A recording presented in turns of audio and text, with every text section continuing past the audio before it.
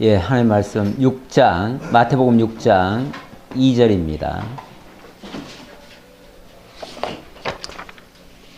예, 교환은 10페이지입니다. 6장 2절. 그러므로 구제할 때 외식하는 자가 자가 사람에게서 영광을 받으려고 회당과 거리에서 하는 것 같이 너희 앞에 나팔을 불지 말라. 진실로 너에게 이르노니 그들은 자기 상을 이미 받았느니라. 그리고 또 5절 봅시다. 또 너희는 기도할 때 외식하는 자와 같이 하지 말라. 그들은 사람에게 보이려고 회당과 큰 거리 어귀에 서서 기도하기를 좋아하느니라. 내가 진실로 너에게 이르노니 그들은 자기 상을 이미 받았느니라. 16절 봅시다. 금식할 때 너희는 외식하는 자들과 같이 슬픈 기색을 보이지 말라. 그들은 금식하는 것을 사람에게 보이려고 얼굴을 흉하게 하느니라. 내가 진실로 너에게 이르노니 그들은 자기 상을 이미 받았느니라.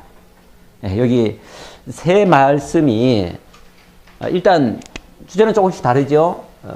구제, 기도, 금식. 주제는 다른데 형식은 똑같아요. 사람에게 보이려고 라고 했어요. 사람에게 보이려고. 이걸 이제 외식이라고 그래요. 사람에게 보이려고. 그리고 그렇게 한 사람은 자기 상을 이미 받았느니라. 이렇게 해요. 상 이미 끝났대요. 상 받았다. 이 땅에서 사람에게 보이려고 했으니까 사람에게 받고 끝났다. 그 얘기죠. 그럼 이제 하나님 앞하고는 아무 상관없다는 얘기죠. 하나님하고 상관없는 것은 그 진짜 의일까요? 진짜 의라고 하는 것은 하늘에 계신 너희 아버지께 상을 받지 못하느라. 하늘에 계신 아버지가 인정하는 거, 그게 진짜 상인데, 하나님 아버지가 인정하는 의, 그게 진짜인데, 전부 다 사람들이 사람을 향해서 하고 있어요. 사람을 위해서 하고 있고, 아니 사람에게 인정받으려고 하고 있고. 그러면은 결국 그거는 하나님하고 아무 상관없는 결과가 돼버려요. 그런 것은 결국 열심히 하기는 하는데, 그걸 통해서 의를 이루려고는 하는데, 그 의는 무효다 그 말이죠. 한마디로 무효다. 그러니 하나님 앞에 인정받는 의를 해라. 그 얘기죠. 그렇게 하려면 어떻게 해야 돼요? 그렇게 하려면 지금까지 하던 방식이 아니라 어찌 보면 하나님이 기뻐하시는 방식으로 해야 된다 그 얘기죠. 그래서 너희는 기도할 때에 라고 하면 구체적인 예를 합니다. 뭐 예를 들어서 구제도 마찬가지예요. 구제도 예를 들면 오른손이 하는 것을 왼손이 모르게 해서 은밀한 중에 해라. 그래서 하나님만이 볼 수 있도록 해라. 하나님만 의식하고 해라. 사람 의식하면 이미 그건 아니다 그 얘기고, 기도도 마찬가지예요. 기도도 골방에 들어가서 내 아버지께, 은밀한 중에 계시는 내 아버지께만 하라. 그랬고, 또 구제도 마찬가지예요. 금식도 마찬가지예요. 금식도 머리에 기름 바르고 얼굴을 씻어라. 오히려 사람들한테 보이도록 하지 말고 내 아버지, 은밀한 중에 계신 내 아버지께 보여라. 하나님 앞에서 하는 게 진짜 금식이다. 그런 얘기죠. 그러면 하나님 앞에서 진짜 하는 그런 거, 솔직히 말하면 우리가 하는 일들이 다 무효가 돼요. 다 헛것돼 버려요. 사람들이 지금까지 소위 말해서 종교 행위, 우리가 교회 제일 먼저 들어가면 뭐부터 하라고 그래요? 기도부터 하죠. 기도는 어떻게 해야 돼요? 두 손 모으고 눈 감고 예, 뭐 이렇게 하는 스타일이 있어요. 예. 소위 말해서 종교행위. 종교행위라는 게 크게 말하면은, 물론 이보다 더 많은 범위도 있겠지만, 이걸 압축해보면 크게 한 세 가지로 얘기할 수 있어요. 그게 바로 구제. 구제 안에는 뭐 사랑, 뭐 희생, 봉사, 뭐 다 들어가겠죠. 다 들어갈 텐데, 그런 것과 또 기도. 하나님 앞에 간구하고, 추구하고, 원하고, 뭐 하는 것들이 있잖아요. 진짜 우리가 찾고 구하는 것들, 그런 것들. 뭐 금식이라는 것도 마찬가지예요. 금식, 정말 뭔가를 자기를 희생하는 그런 것들이죠. 그런 것들이 어찌 보면 다 종교 생활이에요. 종교 생활인데 이렇게 단순히 하나님하고 관계없는 종교 생활, 실제로 거짓된 종교 생활이 굉장히 많다는 얘기예요. 결론적으로 말하면 굉장히 많아요. 근데 사람들은 그런 의식을 행함으로써 마치 자기가 하나님 앞에 선 것처럼 또 하나님께 인정받는 것처럼 이렇게 스스로 안위하고 살아요. 아, 나는 종교생활 열심히 했으니까 이 정도면 아마 충분히 합격일 거야. 그리고 천국은 아마 보장될 거야. 이렇게 생각하고 그냥 하는 거예요. 근데 사실은 그게 외식했기 때문에 하나님 앞에서 한 것이 아니기 때문에 이미 사람들한테 다 인정받았어요. 아, 저 사람 믿음 참 좋아. 이미 다 인정받은 거예요. 그렇게 하는 것은 하나님께는 아무 관계 없다. 그러면서 진정한 의에 대해서 얘기를 하는 겁니다. 이건 지금 말하는 열거한 것들은요, 이런 것들이 의를 이루는 한 요소는 될 수 있어요. 그러나 그것이 올바로 하지 않았을 때는 결국 잘못된 것이다 라고 얘기를 하면서 진정한 의를 얘기하기 위해서 이런 것을 먼저 얘기한 거예요. 그럼 진정한 의, 이제 4장부터인가요? 예수님이 시험을 받으시고 또 세례를 받으시고 뭐 여러 가지 일들을 쭉 하셔요. 하시면서 뭐라고 그러냐면 그 일을 엄밀한 의미에서는 당신이 하실 이유가 없는 일인데 이렇게 함으로 모든 의를, 하나님 앞에서 모든 의를 이루는 것이 합당하니라 이러시면서 하셨어요. 우리를 대신해서 당신이 의를 이루시는 모습을 보여준 거예요. 진짜 의는 예수님이 하시는 일이 진짜 의예요. 진짜 의고 그 의를 우리들에게 보여주면서 너희들은 지금까지 이렇게 보면은 종교적인 외식적인 의를 행했다. 이제 내가 한 의를 너희들이 받아들여라. 이제 이런 의미예요. 예. 자, 그러면서 5절부터 다시 보겠습니다. 5절부터 이제 기도 얘기를 하는데 9절부터 다시 봅시다. 9절부터. 그러므로 너희는 이렇게 기도하라.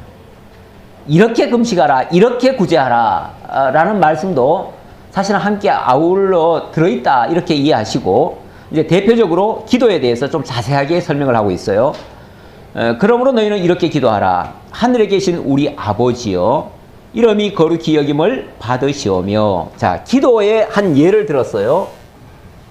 자, 기도를 예를 들었는데 어떻게 하는 것이 그러면 하나님 앞에서 온전하게 바른 의를 이루는 그런 기도가 되느냐를 얘기를 하는데 이렇게 기도하라.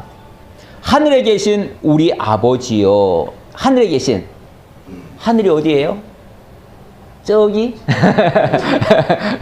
보통 하늘 어디냐, 하나님의 나라가 어디냐 그러면 저기 있다고 그러시는데 저기라는 거는 장소적으로 사실은 잘 판단하기 힘들어요.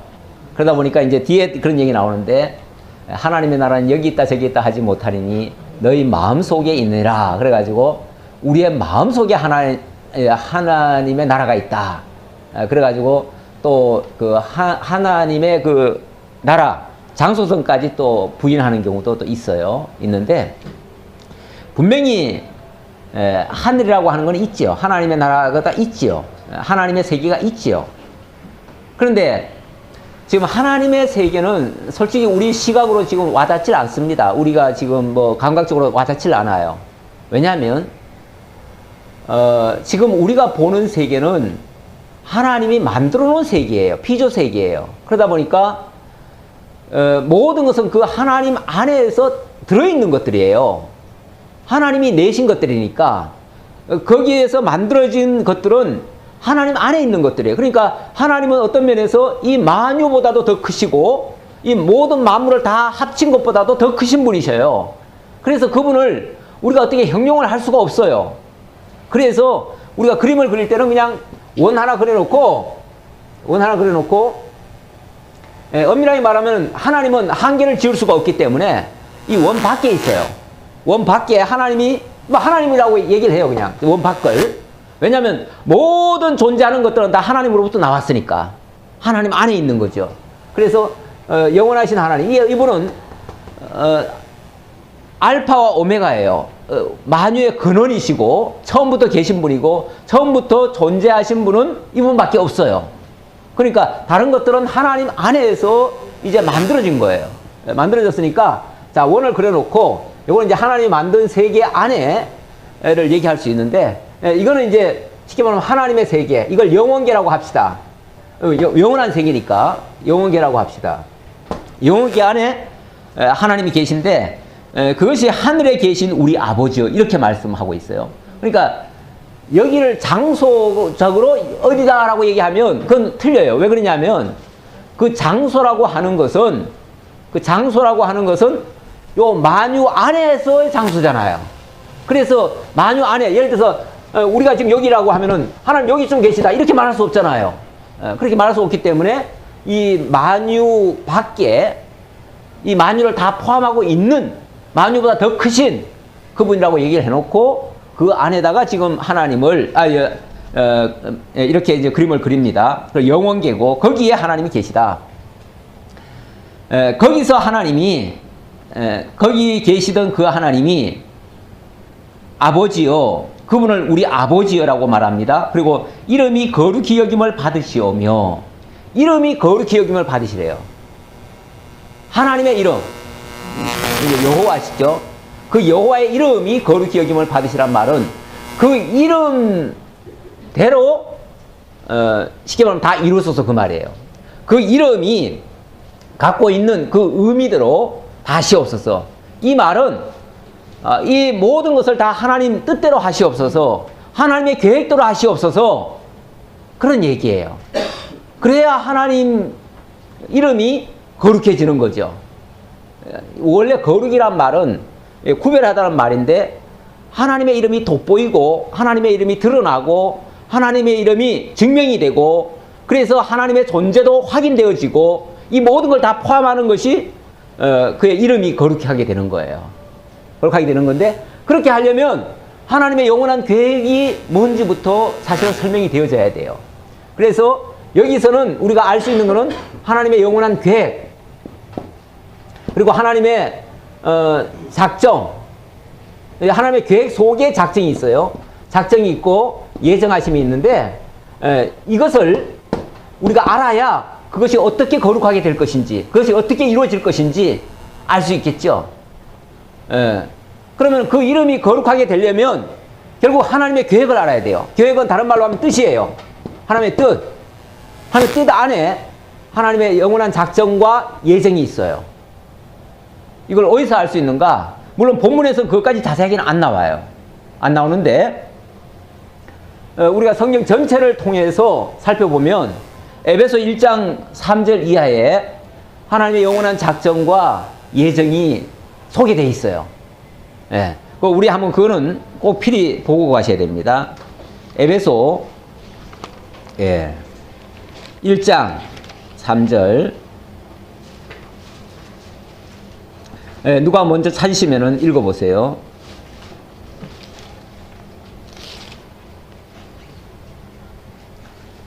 누가 한번 읽어봐요. 찬송하리로다.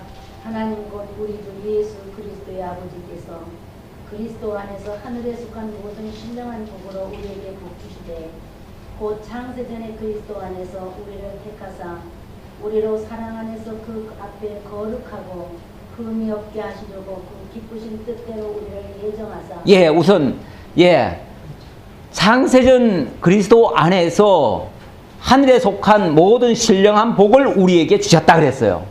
그때 하나님의 계획 속에 신령한 복이 있어요. 신령한 복이 있고 그 신령한 복의 내용을 쭉 소개를 하는데 그게 바로 그리스도 예수 안에서 우리를 사랑 가운데 예정하셨대요. 거룩하고 흠이 없게 하시려고 사랑 안에서 우리를 택하셨대요. 예정하셨대요. 예정하셨다. 그 다음에 쭉 얘기는 또 하나님의 또 작정, 하나님의 이 작정이라고 하는 것은 만사 만물에 대한 하나님의 계획을 작정이라고 하고 신학적으로 그렇게 정리합니다.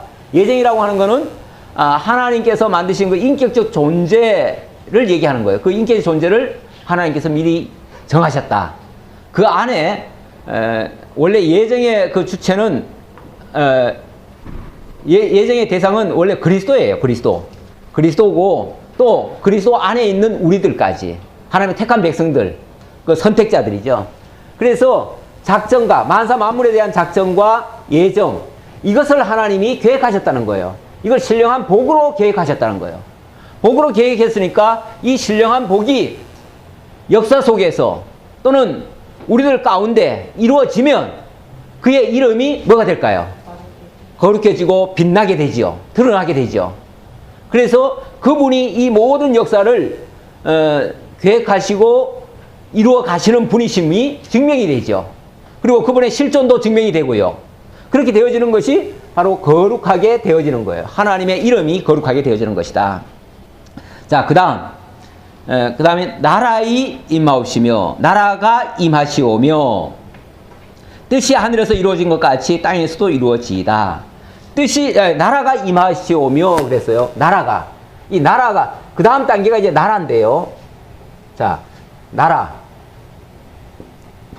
나라가 임하시오며 이 나라가 뭐죠? 이 나라는 바로 하나님의 나라를 얘기하는 거예요. 하나님의 나라가 이 신령한 복 안에 하나님의 영원한 계획 속에 하나님의 나라가 작정이 돼 있었거든요. 그 나라가 이 역사 가운데 이루어지게 하옵소서 그 말이에요. 하늘에서 계획한 그 나라가 이 땅에서도 이루어지게 하옵소서 그 말이죠. 뜻이 하늘에서 이루어진 것 같이 땅에서도 이루어지다. 자, 그리고 이 나라가 임하시오며 그랬는데 이 나라는 하나님의 나라잖아요. 하나님의 나라. 하나님의 나라니까 이걸 쉽게 말하면 세계로 말하면 천상세계라고 얘기할 수 있죠. 하나님의 나라니까 그 천상세계, 천상이라고 합시다. 그 다음에 이것이 또 땅에서도 이루어지게 하옵소서 그랬어요. 땅에서도 이루어지면 이건 천하죠. 천하. 이 땅 아래에서도 이루어지도록, 하늘 아래에 있는 이 땅에서도 이루어지도록, 이게 쉽게 말하면 이 우주 가운데 더 이루어지게 해달라 그 얘기예요. 그러니까 하나님의 영원한 계획이 하나님의 나라로 실현되어지고 실제적인 하나님의 나라로 이루어지고, 그 다음에 이 땅에서도 그 하나님의 나라, 원형 같은 하나님의 나라는 아닐지라도 그 나라를 가리키는 그런 나라가 이 땅에서도 이루어지게 해달라. 그게 나중에 보면은 그게 이제 그리스도의 몸으로 이루어지는 교회예요. 그것이 이 땅에서도 이루어지게 해달라 그 말이에요. 자, 그래 놓고 오늘 우리에게 일용할 양식을 주셨고, 이거는 이제 이 땅에서 우리에게 여기 우리는 하나님께서 예정한 그 자들에게 그 말이에요. 지금까지는 하나님의 나라 작정에 대한 거 얘기한 거예요. 작정한 하나님의 나라가 이루어지게 해달라는 얘기였고, 이제는 하나님의 택하신 백성들, 그들에게 이제 오늘날 우리에게, 하나님의 언약 자손들에게 이루어질 것을 얘기하는 거예요. 오늘 우리에게 일용할 양식을 주셨고, 일용할 양식이 뭘까요? 일용할 양식이 물론 뭐 양식 그러니까 오늘 먹거리 생각할 수 있죠. 그런데 우리 4장에서 예수님에게 마귀가 와가지고 너 이 이 돌 가지고 떡 만들어 먹어라. 너도 배고프니까 먹고 살아야 될 거 아니냐. 이걸로 먹어라 그랬더니 예수님 뭐라 그랬어요? 사람이 떡으로만 살 것이 아니요 하나님의 입으로 나오는 모든 말씀으로 살 것이라. 거긴 떡이 우리를 살리는 게 아니고 하나님의 말씀이 우리를 살리는 근본이라는 얘기예요.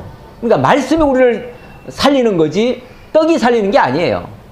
떡은 말씀이 살리는 것을 알게 하려고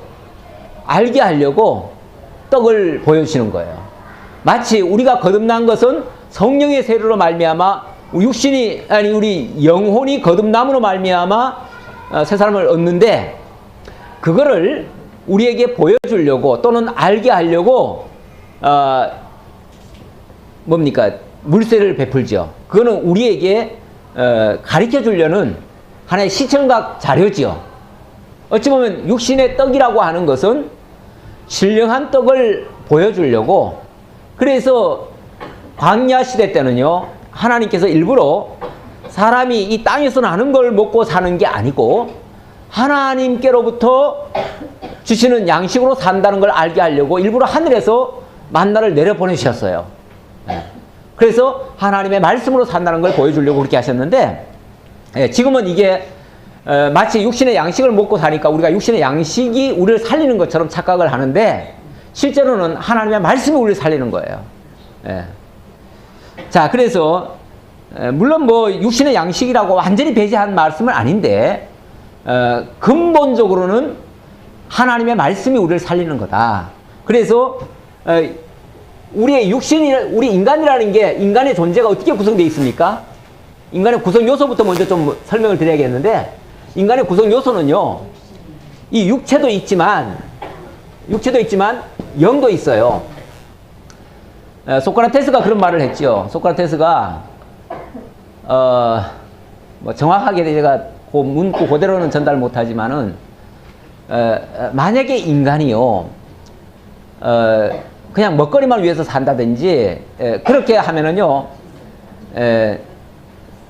그리고 정확하게 신은 얘기 안 했어도 참 존재에 대한 것을 알지 못하고 그렇게 사는 인간, 그리고 자기 수단 목적 이루기 위한 그런 방식으로 사는 인간은요 동물 중에서도 가장 저질인, 가장 나쁜 그런 동물이래요, 인간이.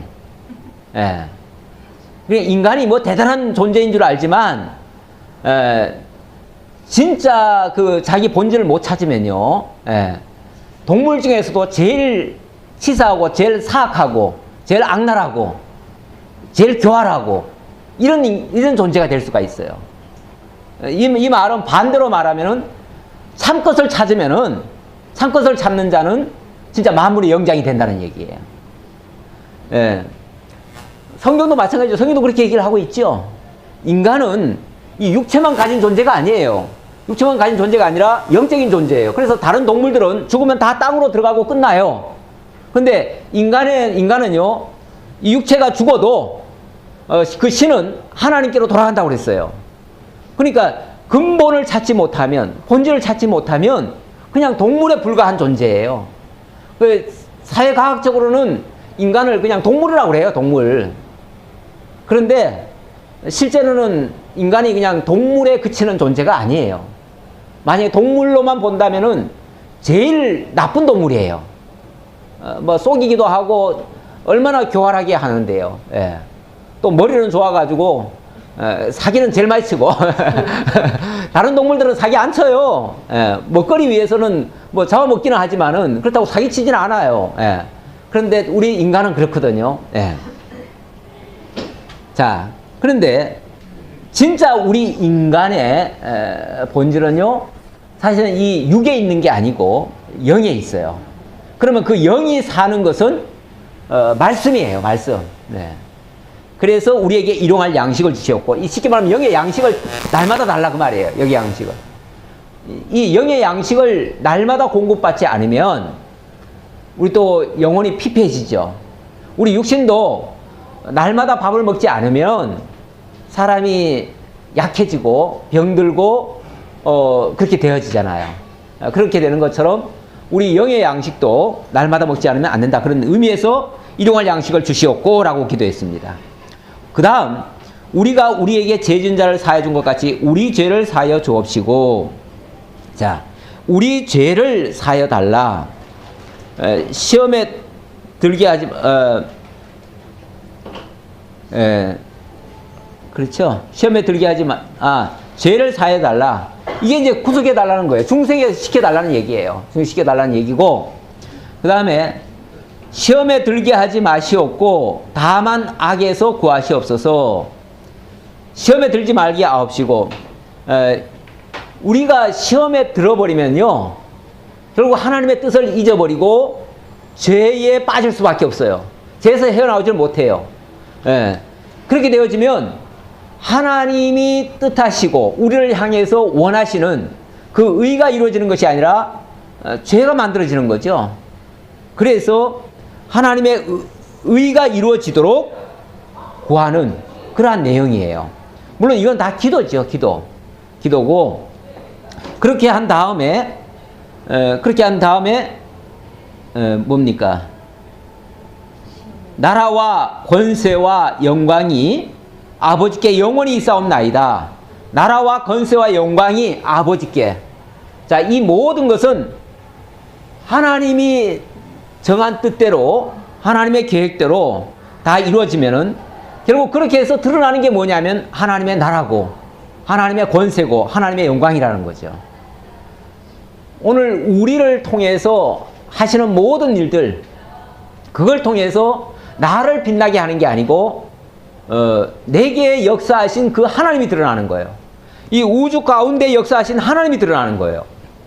하나님의 절대 주권이 드러나고 하나님의 권세가 드러나고 하나님의 영광이 드러나고 그로 말미암아 하나님의 나라가 완성되어지고 이렇게 되게 해달라고 기도합니다. 그리고 마지막에는 아멘 그랬습니다. 아멘.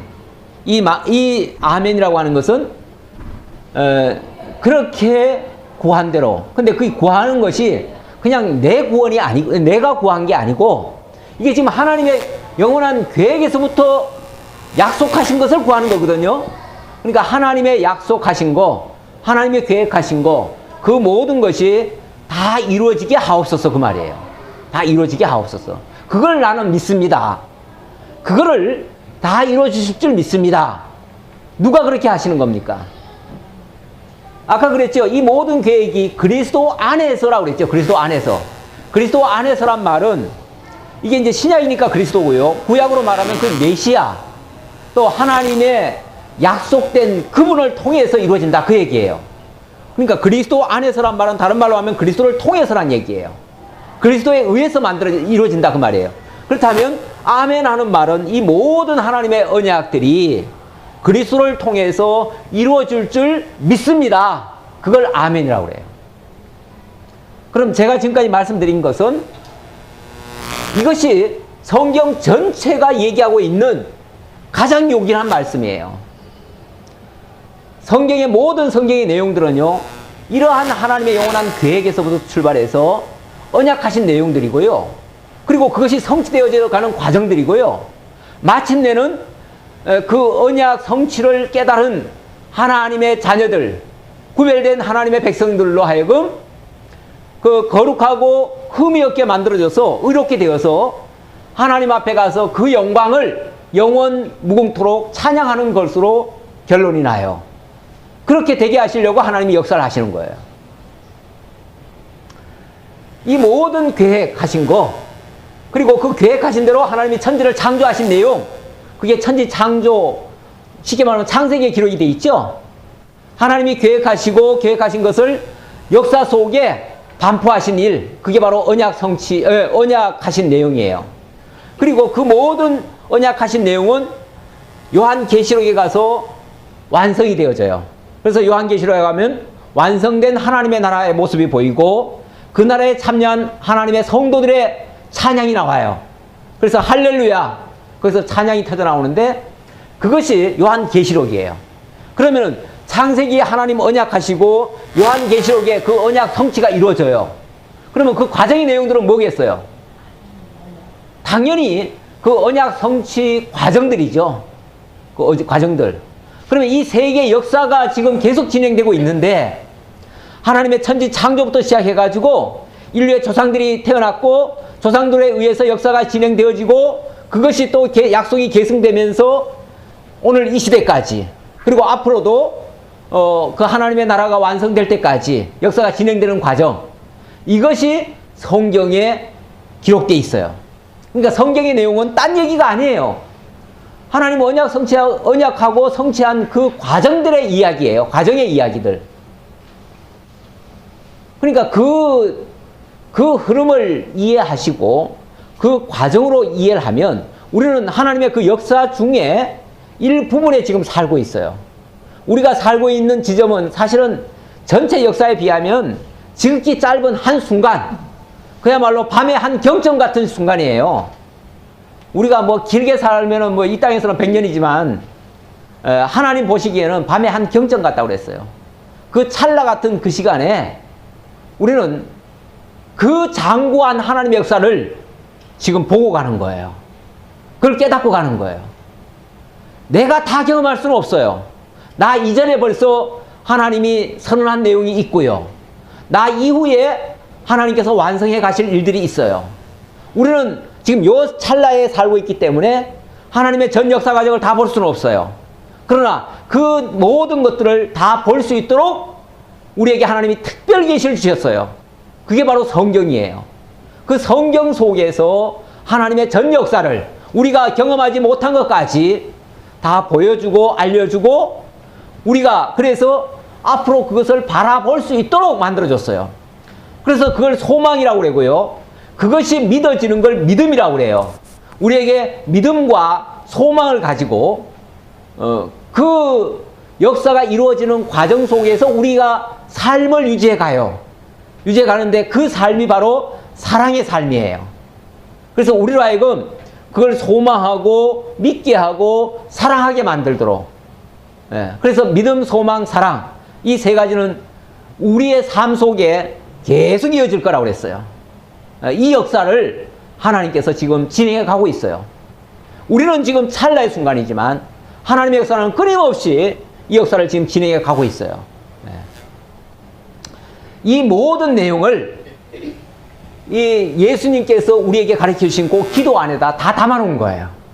성경 전체 역사를 압축해 가지고 한마디로 좀 몇 구절로 딱 요약을 해 가지고 압축해 놓은 말씀이에요. 그래서 이걸 소위 주기도문이라고 그러는데 이 주기도문이야말로 성경의 엑기스를 완전히 뽑아 가지고 이렇게 압축을 해 놓은 거예요.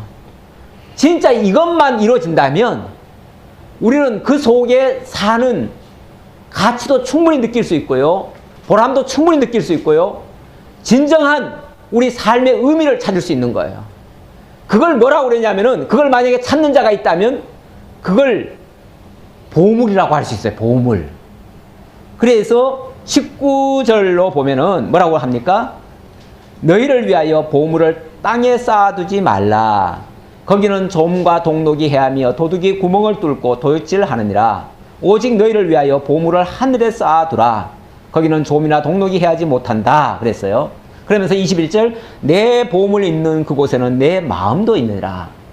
자, 진정한 하나님의 의로 만들어지는 것, 그게 진짜 보물이에요. 그거는 이 보물은요 없어지지 않을 보물이에요. 영원한 보물이에요. 이것이 만약에 우리 속에서 이루어진다면 그 보물은 빼앗길 수 없는 보물이에요.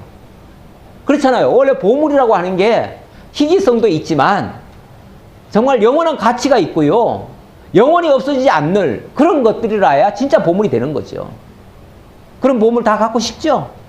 예. 그 보물은 진짜 하나님의 나라, 하나님의 그 언약이 내 속에서도 이루어지면 내가 거기에 정말 주역으로 거기 참여한다면 내가 그 보물을 차지하는 거예요. 예. 그 보물이 남의 것이 아니고 바로 내 보물이 되는 거예요. 그런데 이런 하나님의 어마무시한 이런 계획, 작정하신 게 우리 삶 속에 들어오고 우리의 전 인격 속에 녹아들고 그래서 우리가 그 나라의 정말 주역처럼 참가하게 되어진다면 우리의 보물이 거기에 쌓이는 거죠. 영원히 없어지지 아니할 그곳에 우리의 보물이 남는 거죠. 영원히. 그런데 우리가 이런 걸 들으면서도 당장 이 땅에서 잘 되기만을 원하고 이 땅에 큰 성을 건설하려고 하고 나의 어떤 아성을 쌓으려고 하고 내가 천년만년 이 땅에서 누리고자 하는 그 목표로 그것만을 위해서 추구해 간다면 안타깝지만 그렇게 해서 쌓아놓은 것들은요 자기의 삶이 연구하지 못하기 때문에 결국은 다 조미 쓸고 동록이 해하고 결국 도둑이 훔쳐가는 꼴이 돼요. 인간이 그래서 쌓아놓은 모든 것들은 다 나중에 가보면 다 물거품이에요. 일장춘몽 같아요. 한때는 엄청난 정말 화려하고 아름다운 모습으로 등장했지만 어느 한순간에 보면은 아무것도 없어요. 인생은요. 그래서 그야말로 나중에 갈 때 보면 다 빈손 들고 가잖아요. 그야말로 허무하잖아요. 아무것도 없어요. 남는 게 내게 아무것도 없어요. 그냥 남는 거라고는 빈손밖에 없어요. 그건 다 빼앗긴 거예요. 그러니까 이 땅에다가 그걸 만약에 쌓아놨다면 그건 다 보물이 아니고 진짜 보물이 아니고 그거는 물거품이었던 거예요. 물거품. 이 보물이 정말 하나님 앞에서 바로 쌓여져야 되는데 이 하나님의 뜻을 모르고 어떻게 쌓여져요? 이 나라에 참여하지 않고 어떻게 쌓여져요? 그런데 이걸 또 기껏 또 어떻게 해석을 하냐면 대부분 보면은 이 보물을 뭐라고 생각합니까? 돈으로 생각을 해, 돈. 그래가지고 이 땅에다가 돈 쌓아놓으면은 그거는 나중에 다 없어진다. 그러니까 어디다 쌓아놔라? 또 이 하늘에 쌓아놔라는 말을 갖다가 이 교회에다가 많이 갖다 바치면은 이게 이제 보물 된다. 이렇게 생각하는데, 물론 뭐, 교회에 연보한 돈이 정말 하나님의 나라를 위해서 사용되어지고, 그걸로 말미암아 하나님의 나라가 확장되어져 가는데, 유용하게 쓰여진다면, 그거는 정말 가치로운 쓰임이죠. 그럴 수는 있어요. 그러나, 솔직히 맹목적으로 쓰여지는 것도 너무 많잖아요. 수많은 종교인들, 소위 말해서 하나님 뜻도 잘 모르고 그저 교회 다니면은 복 받는다. 그리고 이 땅에서 잘 먹고 잘 산다. 그래서 많이 갖다 바쳐야 하나님이 복 주신다. 해가지고 그냥 맹목적으로 갖다 바치는 분들이 너무 많아요.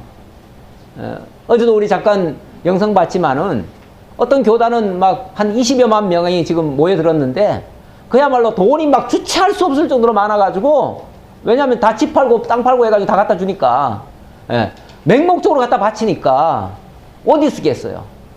그거 가지고 할 일이라고는 그냥 정말 몇몇 사람들의 온갖 목적을 위한, 세상적인 목적을 위해서 다 쓰여지기도 하고, 하나님의 나라하고는 아무 관계없이 쓰여질 수도 있어요.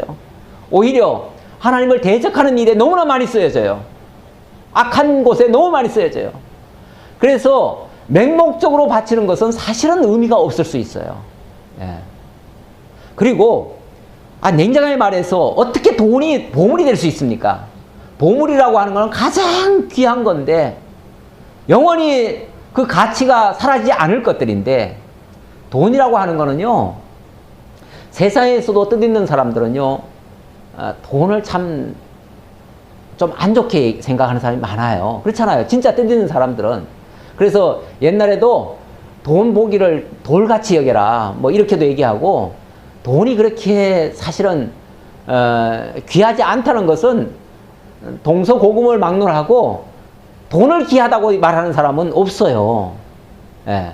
돈이 일만하게 뿌리라고까지 오히려 성경은 얘기하고 있어요. 그렇잖아요. 돈이 일만하게 뿌리래요. 성경은 오히려 그렇게 단언적으로 얘기하고 있어요. 그러니까 돈을 보물시하는 거, 이거를 돈을 신처럼 여기는 건데 그걸 만몬신이라고 그래요. 이 만몬신을 섬기는 것도 사실은 우상입니다. 그러니까 돈을 너무 쫓아가고 이 세상에 뭐 쾌락 쫓아가는 것도 마찬가지고요. 세상 것을 위해서 자꾸 쫓아가는 것들은 자기가 귀하다고 여기는 걸 갖다가 땅에다 다 쏟는 꼴이 돼버려요. 그거는 진정한 의미에서 바르지 않다라고 말씀드릴 수 있고요. 자, 그 다음 24절 봅시다.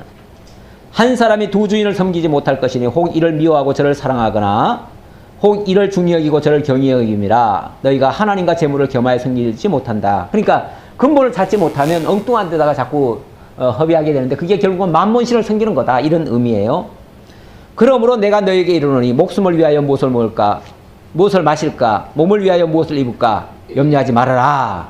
그래 놓고 왜냐하면 우리가 염려한다고 그게 되는 거 아니다, 그런 얘기고, 쭉 나가다가요, 쭉 나가다가 33절 봅시다. 그런즉 너희는 먼저 그의 나라와 그의 의를 구하라. 그리하면 이 모든 것을 너희에게 더하시리라. 이게 어찌 보면 이 기도의 결론인데요. 이 기도를 한마디로 말하면 그의 나라와 그의 의다, 그 말이에요. 자, 그의 나라와 그의 의. 이 6장이 시작되면서 의에 대한 이야기를 했어요. 진짜 의가 뭐냐? 하나님께 인정받는 거다. 사람에게 보이려고 하는 거는 이건 가짜 의고, 그런 거는 하나님께 인정받지 못한다라고 시작하면서 기도를 가르쳐 주시고, 이 기도의 핵심은 바로 그의 나라와 그의 의다라고 얘기를 했는데, 자 보세요. 아까 이 영혼계, 이 천상계, 이건 그의 나라지요. 그의 나라. 그것이 땅에서도 이루어지다 하는데 땅에서도 하나님의 나라가 이루어지기를, 이게 바로 그의 나라입니다. 그리고 이제 인간에게 와서 인간이 영의 양식을 먹고 죄 아래에서 구원을 받고 또 거룩하게 이렇게 성장해 가는 거, 그걸 의라고 그래요. 의. 자, 이것이 우리의 의가 아니라 하나님의 의에서 만들어진다 해서 그의 의라고 얘기해요. 결국 하나님의, 그래서 하나님께 구하는 거예요. 만약에 내가 이룰 수 있을 것 같으면 내가 해버리지 뭐하러 구해요.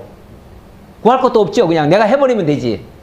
내가 의롭게 살고 내가 거룩하게 살고 그야말로 뭐 예수님 앞에서 산상수훈도 얘기했으니까 산상수훈 내가 잘 지켜가지고 의롭게 되면 되는 거죠. 근데 그렇게 안 되니까 하나님께 구하라는 거예요. 그리고 그것이 하나님의 약속이니까 하나님의 영원한 이 신령한 복 속에 거룩하고 흠이 없게 하시려고 하나님이 예정하셨다고 했으니까 예정하신 그대로 이루어 달라고 기도하는 거죠. 그렇게 하면 결국 하나님의 의가 이루어진다 그 말이에요. 우리를 통해서 이 땅에 하나님의 나라가 이루어지고 하나님의 의가 이루어진다. 그것을 우리가 날마다 찾으라는 거예요. 그래서 성경 전체가 결국은 하나님의 나라와 하나님의 의로 언약되어지고 또 성취되어진다는 것을 알 수 있는 거예요. 성경이 뭐냐? 한마디로 하나님의 약속의 말씀이에요. 뭘 약속했냐? 그의 나라와 그의 의를 약속하신 거예요. 그리고 그 약속의 주체로, 주관자로 예수님이 오셔서 그걸 다 이루어주신 내용이다. 이게 한마디로 성경 전체의 내용이에요. 성경 딴 얘기 없어요. 나머지는 그 과정 속에서 일어나는 하나의 뭐 작은 에피소드들이에요. 다 작은 이야기들이에요. 어찌 보면 다 격가지들이에요. 격가지들. 그런 것들은 조금씩 우리가 뭐 알아도 되고 다 몰라도 돼요. 그런 부분은 다 몰라도 되는데 이 중심은 아셔야 돼요. 성경 전체의 큰 틀은 아셔야 돼요. 이거는 그야말로 우리의 생명과 같은, 생명의 젖줄 같은 내용이에요. 그걸 모르면은 정말 구원에 참여할 자격이 없는 거예요. 한마디로. 예. 자, 그러면서 근본을 찾으라고 이런 말씀을 해주셨습니다. 그 다음 7장으로 넘어갑시다.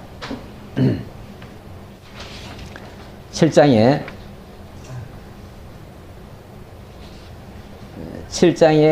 내용은 참된 의에 대한 결론의 말씀이라고도 할 수 있는데요. 하나님의 의가 진정으로 이루어지려면 어떻게 되어지는가를 이제 설명한다고 보는데요.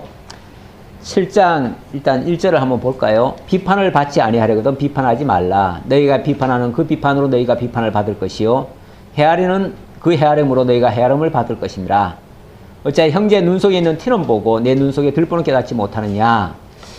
이 비판하지 말라. 이 비판이란 말은 사실은 이 심판이란 의미입니다. 원래 그냥 단순히 옳고 그름을 이제 판단 또는 심판이라는 의미까지도 포함되어 있는 말인데, 남을 정죄하고 남을 뭐 완전히 그렇게 확정하듯이 얘기를 하는 것은 그건 굉장히 잘못된 얘기죠. 그래서 하나님의 사실은 남을 보면서 남은 어떤 면에서 나의 거울이에요. 인간의 모습이 인간의 원초적인 인간의 모습은요 오히려 하나님 모르는 사람에게서 더 많이 나타나요. 그러니까 그런 사람 보면서 그런 사람을 정죄하라는 게 아니라 그런 사람을 보면서 근본 인간의 얼마나 사악한가를 알아야 돼요. 그래서 그런 걸 보면서 사실은 남이 죄를 지으면요 우리는 아우 저렇게 나쁜 놈이 어디 있어 이렇게 얘기하기가 쉬운데, 사실은 그 사람의 죄가요 나로 하여금 경종을 울리는 거예요. 예수님 그러셨잖아요. 예루살렘 그 망대가 무너졌는데 거기서 사람들이 한 10여 명 죽었잖아요. 죽으니까 예수님의 제자들은 아유 저놈들은 무슨 짓을 하다가 저렇게 하나님께로부터 벌 받아가지고 저렇게 죽었을까요? 라고 얘기했더니 예수님 말씀은 그들의 죄가 너희보다도 더 많아서 죽은 게 아니다. 너희도 회개하지 아니하면 이와 같이 망하리라. 이런 얘기를 하셨어요. 다시 말하면 그들의 그런 모습을 보면서 너희가 얼마나 악한 존재인가를 너희가 깨달으라는 거예요. 그러니까 우리는 남을 보면서 그 사람을 정죄하는 게 아니라 그 사람 보면서 나를 발견하는 거죠. 그렇게 되어지면 내가 하나님 앞에 정신을 바짝 차리게 되죠. 그리고 다시 하나님 앞으로 돌아오게 되는 거죠. 그래서 남을 보면서 내 눈 속에 있는 티부터 빼라 이런 얘기를 하잖아요. 결국 남을 보면서 나를 찾는 거예요. 우리는 세상을 탓할 이유가 없어요. 그런 면에서 보면은. 세상은 원래 그런 거예요. 세상이 악하게 되면 원래 세상 그런 거예요. 그런 걸 통해서 내가 거기에 안 빠지려고 생각을 해야 되는 거죠. 그리고 거기서 나를 끄집어내신 하나님을 기억해야 되는 거죠. 그리고 하나님께로 나는 그걸 보면서 내가 저기에 들어가면 안 되지. 나는 하나님께로 가야지. 나는 하나님의 백성이야. 이걸 깨닫는 것이 지혜롭고 현명한 일이죠. 그러니까 모든 걸 통해서 모든 것들은, 세상의 모든 것들은 나를 가르치는 교사이기도 해요. 그런 면에서. 그래서 나로 하여금 경종을 울리게 해주시고, 그래서 나로 하여금 하나님께로 더 쫓아가게 만드는 그런 거죠. 그런 거 따라가라는 게 아니에요. 세상에서 보여주는 거는 우리가 따라갈 것들이 아무것도 없어요. 그리고 거룩한 것을 계획해 주지 말라는 말씀도 마찬가지예요. 하나님이 우리에게 제시한 것이 있어요. 이게 하나님이 우리한테 제시한 거예요. 근데 이것을 향해서 우리가 가지 아니하고, 만약에 하나님이 우리에게 주신 복을 가지고 세상 것을 위해서 세상 보물처럼 사용해버리면 거룩한 것을 계획해 주는 꼴이에요. 그거는 정말 가치 없이 사용하는 거죠. 구하라 그리하면 너에게 주실 것이요, 찾으라 그리하면 찾아낼 것이요, 문을 두드리라 그리하면 열릴 것이니. 이 말씀 때문에 또 사람들이 이게 하나님은 우리 보고 무조건 구하라, 구하는 대로 다 준다고 했다. 하나님 뭐 설마 떡을 달라는데 뱀 줄 사람이 있겠느냐. 마찬가지로 하나님도 우리 구하는데 안 줄 분이 아니시다. 그러니까 무조건 구해라 그러는데, 그 뒤에 보면요, 너희 아버지께서 구하는 자에게 좋은 것으로 주시지 않겠느냐 그랬어요. 이 좋은 것, 좋은 것을 누가복음에서는요, 그 좋은 것을 뭐라고 그랬냐면, 성령이라고 돼 있어요. 누가복음 11장 13절. 그거 한번 잠깐 볼까요? 확인해 볼 겸. 누가 찾으시면 잠깐 읽어봐요.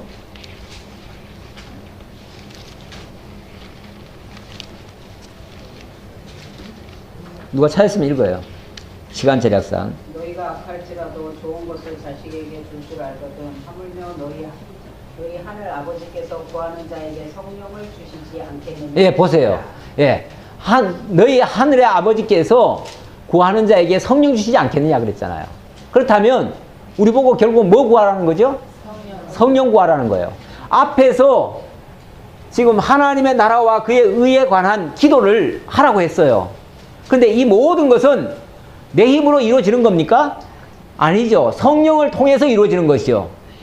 오늘날 천상에 계신 그리스도께서 당신의 영 성령을 보내셔서 우리로 하여금 그 하나님의 나라와 의가 이루어지도록 역사를 해가고 계셔요. 그러니까 지금 현재 우리에게서 이 그의 나라와 그의 의가 이루어지려면 성령이 오셔야 돼요. 성령이 나와 함께 하셔야 돼요. 그러니까 우리 보고 뭐 구하라는 거예요? 이제 성령 구하라는 거죠. 성령을 통해서 이루어지도록, 그 약속하신 하나님의 모든 언약들이 이루어지도록 구하라는 거예요.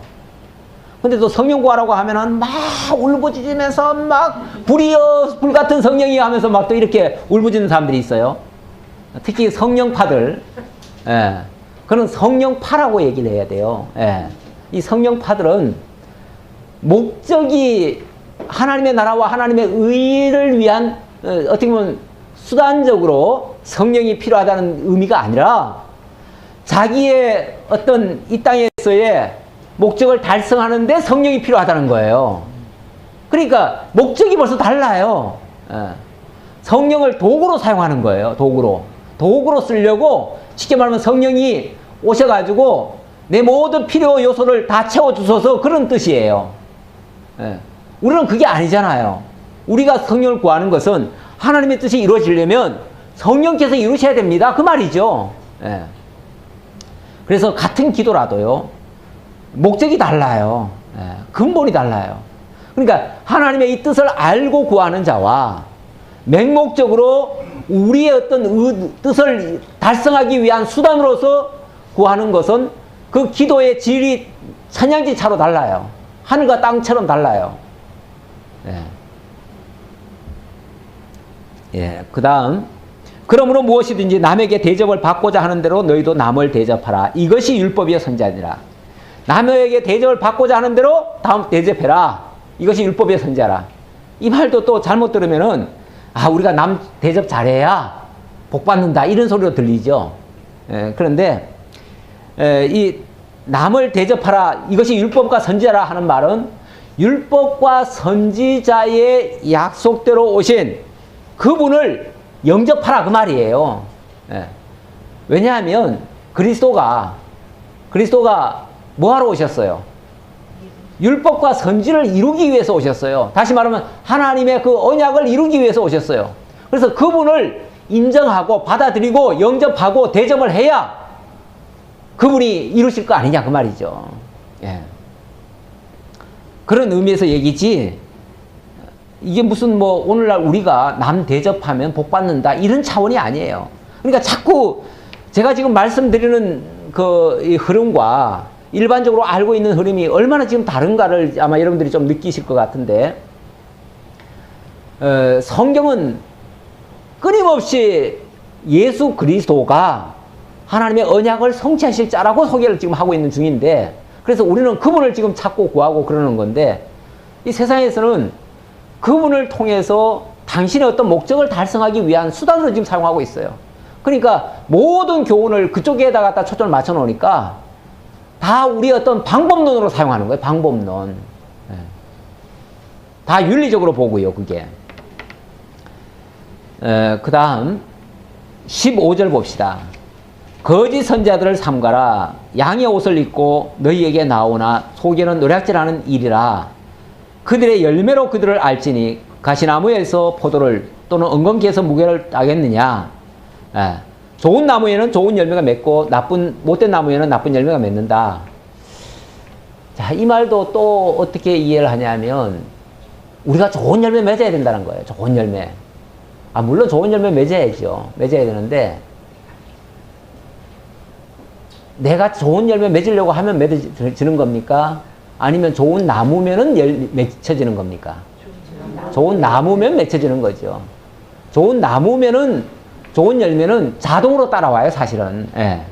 근데 나쁜 열매는, 나쁜 나무는, 아무리 거기에 좋은 걸 맺고 싶어도 맺혀지질 않아요.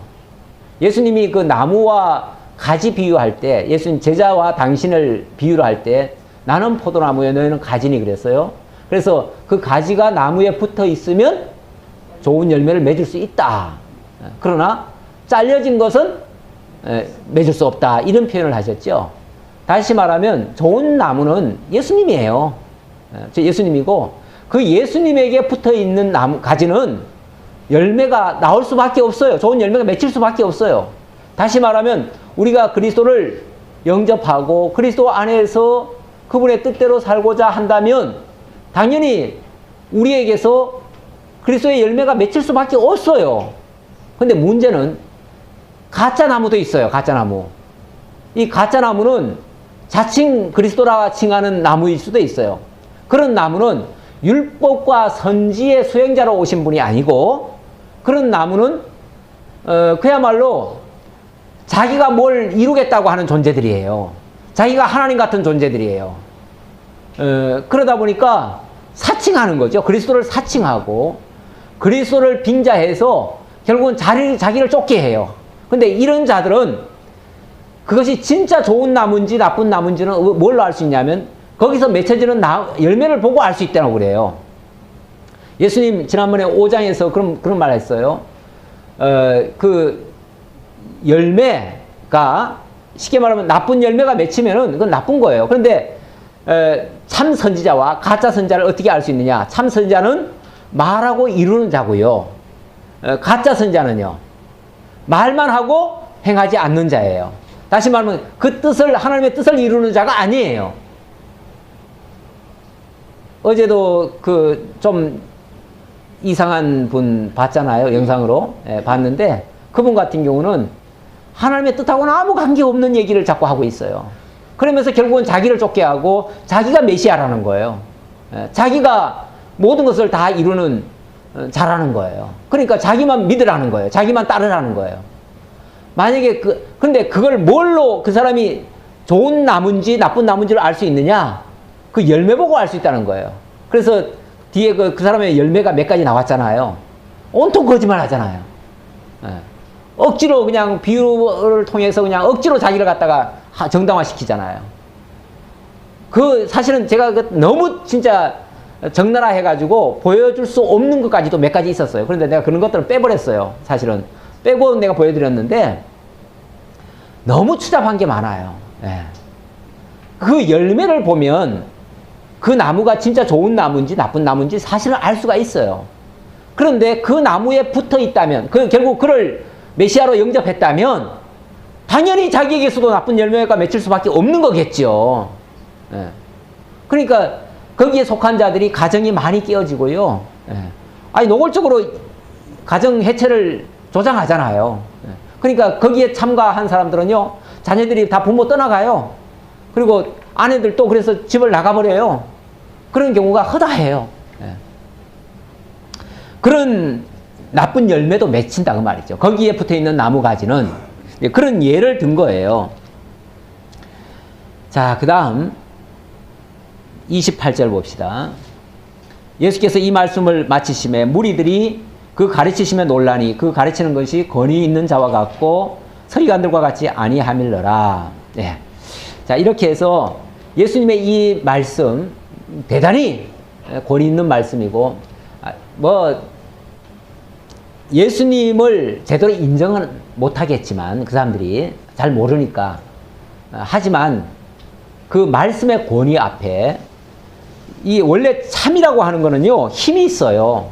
그래서 그 힘 있는 그 말씀 앞에 그들이 꼼짝을 못했다 그래요. 꼼짝을 못했다. 그래서 놀라고 꼼짝 못했다 그랬는데, 원래 진짜는요 증거할 때도 굉장히 힘이 있고요, 어떤 것에도 굴복되거나 그럴 이유가 없습니다. 이만큼 하고 우리 좀 쉬었다가 하도록 하겠습니다.